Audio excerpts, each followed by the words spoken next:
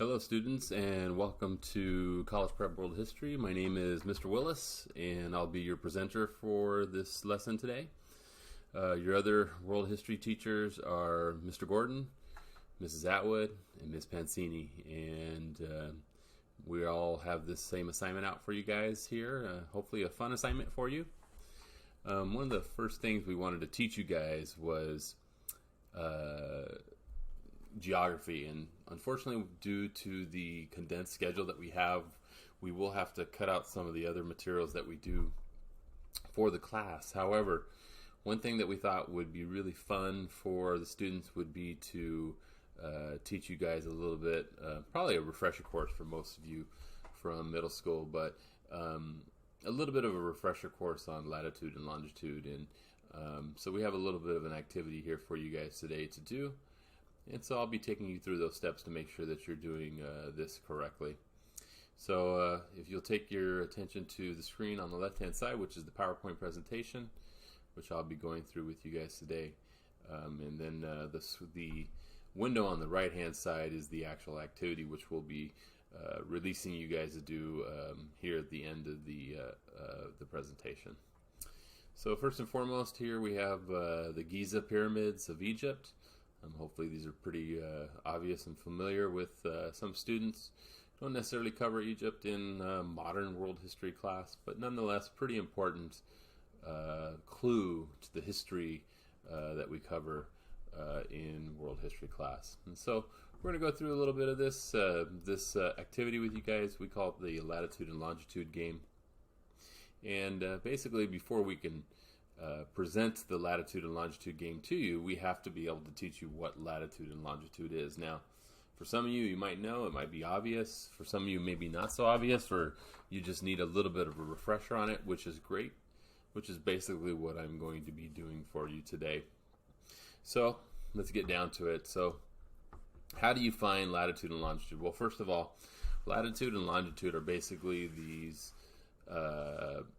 fictional or these fake invisible lines that we have on the planet that give us an idea of the coordinates of where a city may be, of where a country may be, an ocean, another body of water, so on and so forth. So it's a good way for us to be able to identify using a map, which we don't get to do a lot now because we have technology to help us with that. But you know, if you were a sailor, you were on a sailboat crossing the Pacific, you might want to know where the coordinates are at on a map to be able to find Hawaii or Fiji or one of these places you might need to stop in your travels. And so we're going to go ahead and teach you some of the latitude and longitude different scenarios that we might have here with the activity, as well as with what we have here in the presentation. So basically, it's pretty simple. Latitude, think of the term lateral. Latitude means side to side.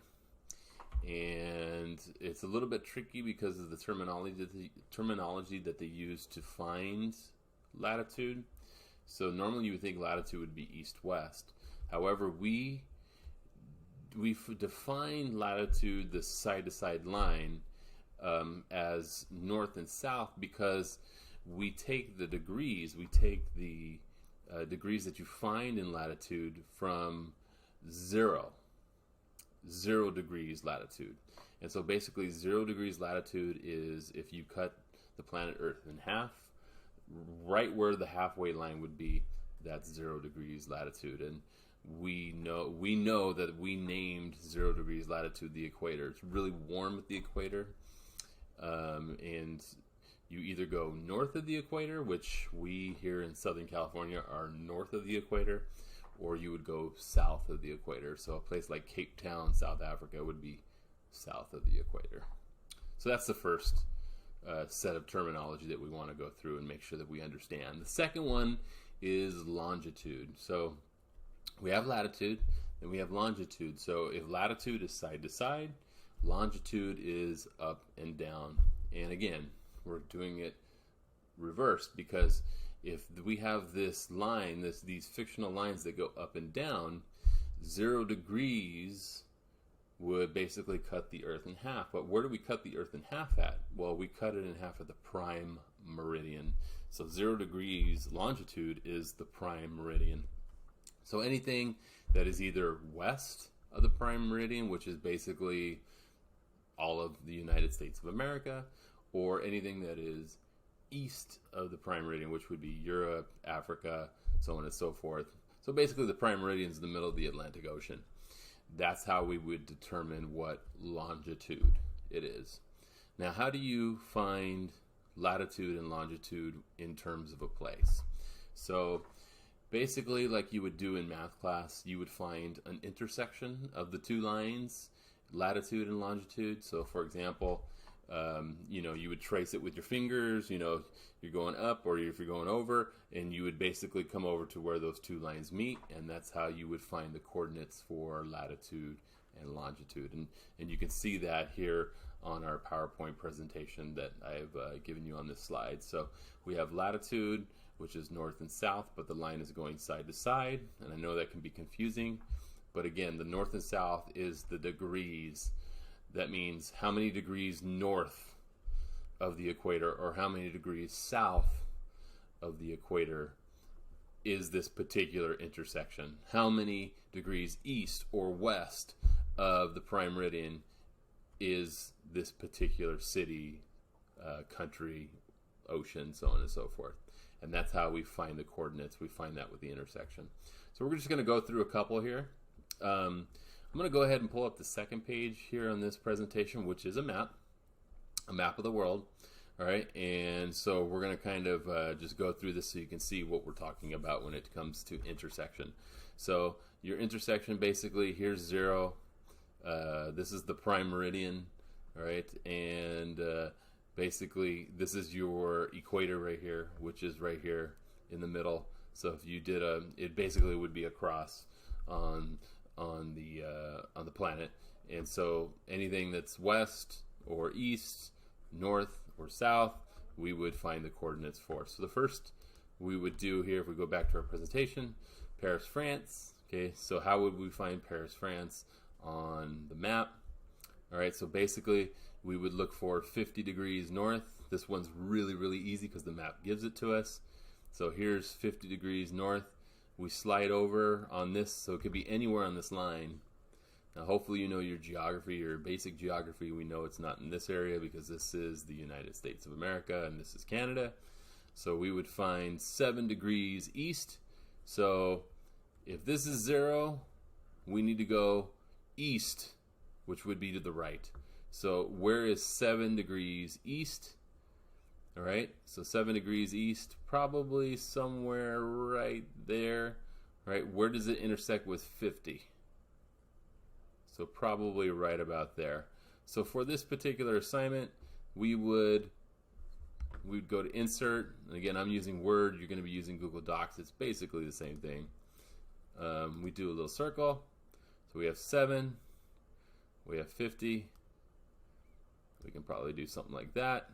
All right, it gives us a little circle, and I suggest that you make it a red dot. So I would go shape fill, red. If I unclick that, oh, I just highlighted everything, but now you can see it. There's our red dot. So there's 50 and 7 approximately. Again, this is not to scale, but you guys can see 50 to 7 is right there. And so we have approximately Paris, France. And the same thing if we were to go to the next city, Shanghai, China, we look for 31 degrees north. We know it's just above that line. And where's 122 east? So we know it's this direction, 122. So we're going to say it's close to this line. If we're saying 31, we're going to go ahead and say it's probably right here because we know this is water. So it's probably right there. So again, insert, circle, 122, 31. So we want to say it's like right in there. Oh, I made a huge circle. Let's delete. Let's try that again. Insert, shape. We're going to say right there. Why is it doing that? Anyway, we can make a smaller circle. I'll decrease the circle and move it over for you guys. But if you have this trouble, this is kind of like what you're going to be doing. It's just making it as small as possible. And then we see that little cross there. We'll move it over to... Oh, it didn't do it for me. Okay, I don't know what I'm doing wrong, but I'll fix it. So anyway, we would get it right in here. So even teachers can't operate technology sometimes. We have problems with it. So right in that direction. So if you guys can go ahead and do that, that would be great on the map. We're not going to show you all the ones, but, you know, for example, Bombay, India, Barcelona, Auckland, New Zealand, Berlin, and Havana, Cuba. Those would be ones we're looking at. So what are we going to do with this activity? So let's go back to this particular first page. I'm not going to go through everything with you guys, right? But what I am going to do is I'm going to help you guys find this on a map by using Google Earth. The best thing you guys can do is use Google Earth because it basically is going to do a lot of the work for you. All right, so let's look for Villa Park because we did this earlier. And obviously here's Villa Park. All right, Villa Park is on this map. All right, and what do we notice about Villa Park's map? We notice that there's some things here that are historically inaccurate, like the football field. The football field's been redone.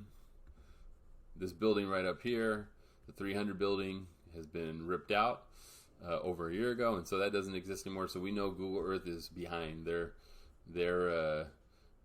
can see the gym, the T buildings, they've actually been labeled at the top in case you guys didn't know that. All right, here's our pool, boys PE, girls PE, so on and so forth. We could be here all day doing this, but we have this on there. So basically what is it that we're looking for? So if I did Villa Park High School, it gives you the coordinates here at the bottom. So what would we type in for Villa Park High School? We basically would say Villa Park High School is 33 degrees north, 117 degrees west. That's what the coordinates would be for Villa Park High School. And so that's what we would type right in here on this page. So if we're finding Beijing, all right, again, we're going to type that in here on this search, right here, this search button.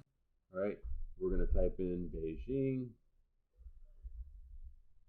All right, Beijing, China. All right. And we're going to put it right there. All right, Beijing, China, and it's going to go ahead and find it for us.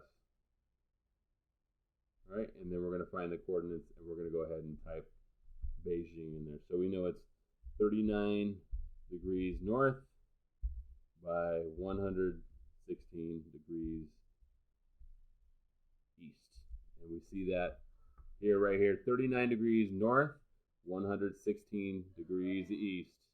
All right, we see that right there. All right, so you're going to do that for this map.